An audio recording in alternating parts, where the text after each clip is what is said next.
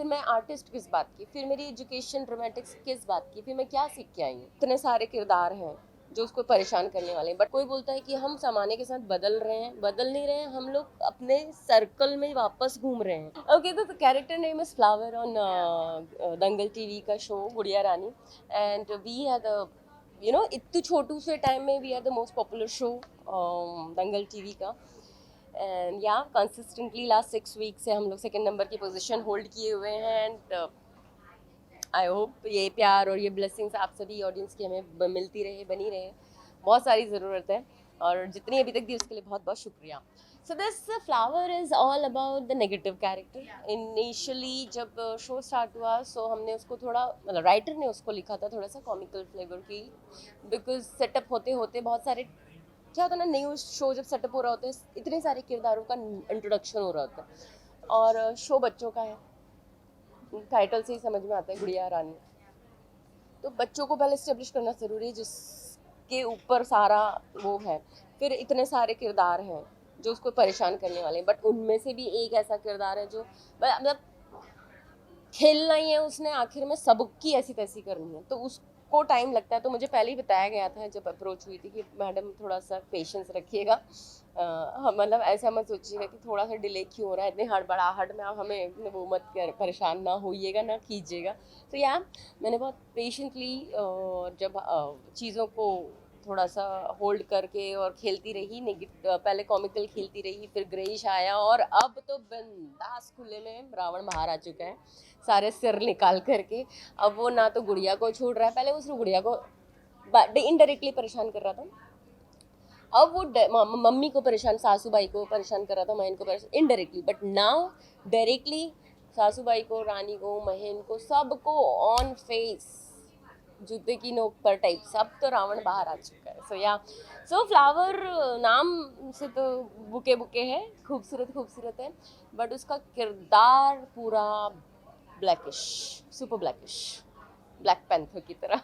नहीं, as an actor you can't bound yourself कि मैं सिर्फ पॉजिटिव करूँगी या सिर्फ प्रोटेगनिस्ट करूँगी, वाई नॉट एंटेगनिस्ट। फिर मैं आर्टिस्ट किस बात की, फिर मेरी एजुकेशन ड्रामेटिक्स किस बात की, फिर मैं क्या सीख के आई हूँ। अगर मुझे एक ही रस में बांध दोगे या मैं खुद बांधूंगी, मुझे कोई क्या बांधेगा, मैंने अगर खुद ही खुद को बांध दिया, लिमिटेशंस वहाँ लगानी ज़रूरी है जहाँ पे मुझे पता है कि ये मेरी बाउंड्री है बॉस, ना मैं इसकी उस तरफ जा सकती, ना वो कोई इस तरफ आ सकता, वो अलग चीज़ें हैं। बट एज एन आर्टिस्ट मैं अपने आप को बाउंड कैसे कर सकती हूँ, है ना। हाँ, बहुत सारी और भी चीज़ें जो मेरी मीटर में नहीं बैठेंगी वो नहीं करूँगी मैं, बट प्लस और माइनस खेलना तो वहाँ वो तो can't be justify as an actor. तो और नेगेटिव में भी सिर्फ आप ऐसा क्यों सोचते हैं कि जब कोई नेगेटिव किरदार कर रहे हैं तो सिर्फ वो मारधाड़ी करेगा या नेगेटिविटी ही फैलाएगा, ऐसा नहीं है। उसके भी सीन्स के हिसाब से, सिचुएशन के हिसाब से इमोशन होते हैं।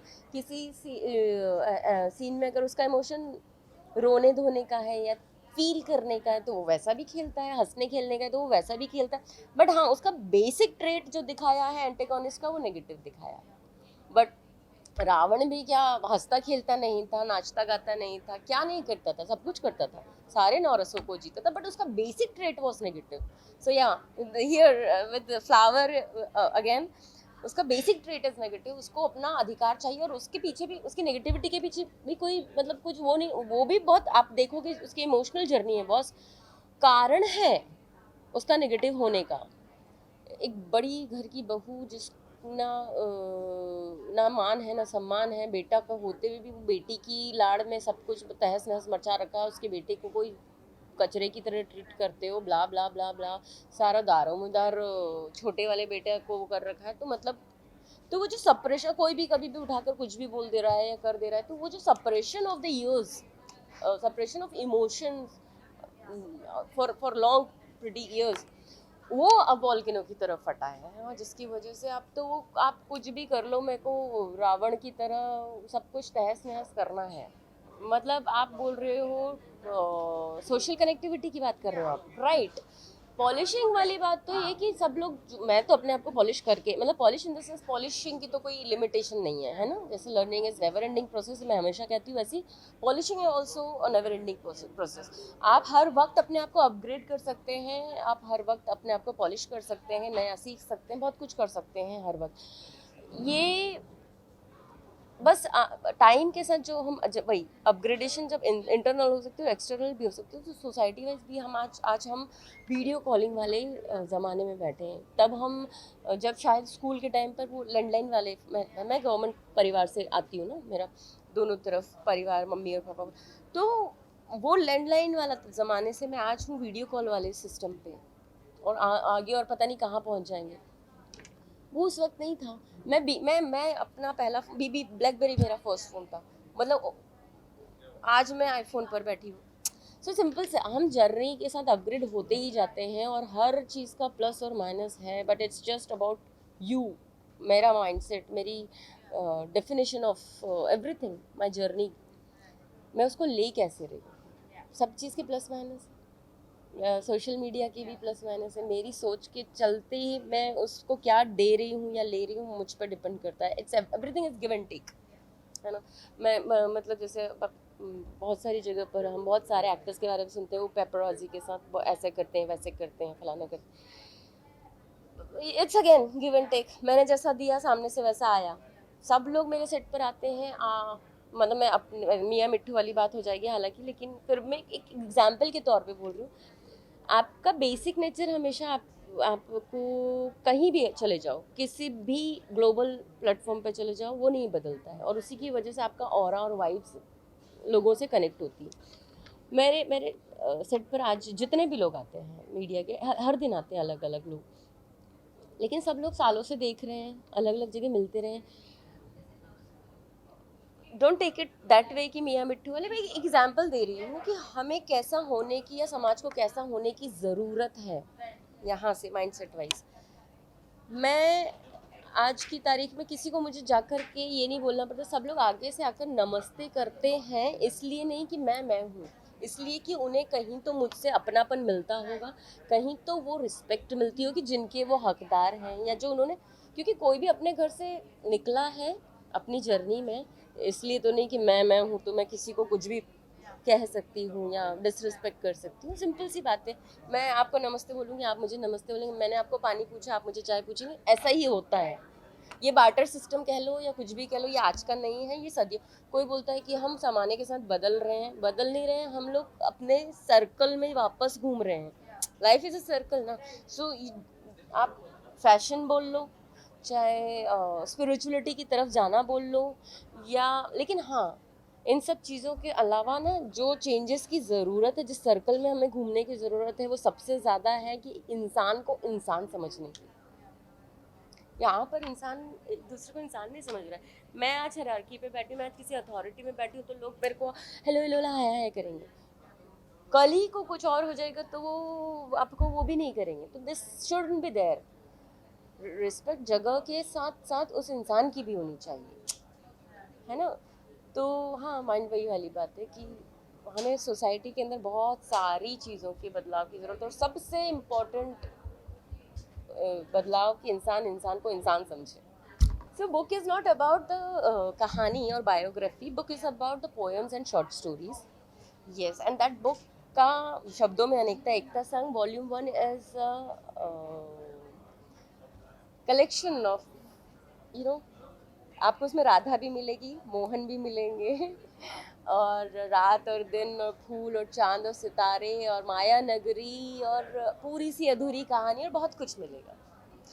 और हर कहानी बहुत सादगी से लिखी हुई है, हर शब्दों का इस्तेमाल बड़ा सादगी भरा, और हर इंसान हर कहानी से अपने आप को कहीं ना कहीं कनेक्ट करेगा। इस तरह की मेरी वो बुक है। और वो बुक का आइडिया इसलिए, मतलब बुक में वो कैसे कन्वर्ट हुआ, बिकॉज ये एक मंथली इवेंट है, शब्दों में अनेकता एकता संग, जिसमें नॉट ओनली राइटर्स बट जो कोई भी किसी भी फील्ड से हो, अपना खुद का लिखता हो, पोएम एंड शॉर्ट स्टोरी।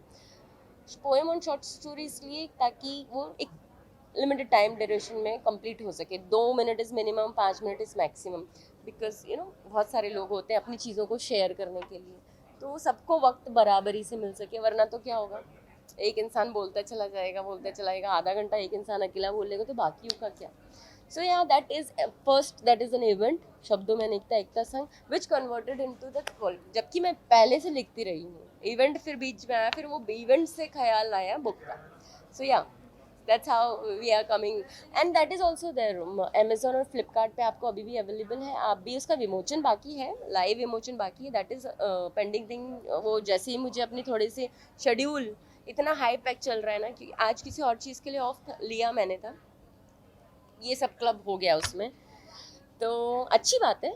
सही इस्तेमाल होना, यूटिलाइज होना टाइम का, बहुत अच्छी बात है। लकीली ये हुआ, हम लोग आज सामने आमने सामने बैठे हैं, बातें कर रहे हैं, तो उसका विमोचन होना बाकी। बट हाँ, फ्लिपकार्ट और अमेजोन से आप लोग लेकर के पढ़ करके मुझे बता सकते हैं कि आप कनेक्ट हो रहे हैं, आपको वो कहानियाँ वहाँ लेकर जा रही हैं आपके बचपने में। इतनी खूबसूरत खूबसूरत कविताएं हैं ना। ओके, तो इस प्रोजेक्ट को, गुड़िया रानी को शुरू करने से पहले बहुत सारी चीज़ें चलती रहती है ना, तो एक वेब सीरीज़ भी हमने कंप्लीट की है जिसका नाम है माई स्टोरी आवर स्टोरी, जो कि अब जब भी रिलीज डेट आए तो मैं आपको इन्फॉर्म कर पाऊँ। फिल्म एक कंप्लीट करके रखी हुई है जो उत्तराखंड में हमने शूट की थी, जिसका नाम है विद्या सपनों की उड़ान, that is also there in the pipeline. And there is one televised play जो कि कंप्लीट करके रखा हुआ है, श्रेष तलपड़े जी का OTT है, 9 रसा, उसके लिए नौरंगी पुलाव प्ले का नाम है। सो जैसे ही जिन जिन चीज़ों की रिलीज डेट आएगी तो विल अपडेट। बाकी तो अभी फिलहाल आप मुझे गुड़िया रानी में देखते रहे फ्लावर के तौर पर, और बहुत सारा प्यार आशीर्वाद देते रहे, उसकी तो बहुत सारी ज़रूरत है। मैं अपकमिंग प्रोजेक्ट्स तो मैं भी बता चुकी हूँ, जो पाइपलाइन में जो रिलीज़ होना बाकी है, पेंडिंग है ना। और अभी तो जो आप देख रहे हैं मुझे, अब इसके आगे जो भी मटेरियलाइज होगा वो मैं हमेशा कोशिश करती हूँ कि आप लोगों तक पहुँचती रहे अपडेट सारी, ताकि जब आए अचानक से तो सदमा न लगे, अरे ये कब हो गया। सो थोड़ी थोड़ी चीज़ें मैं हमेशा शेयर करती रहती हूँ। और यहाँ बुक विमोचन जल्दी से करते हैं, उसके बीच में हम फिर दोबारा मिलेंगे। बाकी बस चाहती बस इतना ही हूँ कि जो माइंडसेट है, हम सब लोग एक अच्छा सौहार्दपूर्ण, एक दूसरे के प्रति प्रेम भाव, भाईचारे वाला भाव, कास्टिज्म में ना घुसें, क्योंकि ऑलमाइटी इज़ वन। मैं ये नहीं बोल रही हूँ कि सब लोग स्पिरिचुअल हो जाओ या वो हो जाओ फलाना, बट फिर भी जितना हम एक दूसरे को इंसान समझेंगे, चीज़ों को समझ करके आगे बढ़ेंगे, अपनी माइंडसेट के साथ अपनी जर्नी में बढ़ते चलेंगे, जर्नी को स्ट्रगल नहीं कहेंगे, लाइफ उतनी ब्यूटीफुल और इजी लगेगी।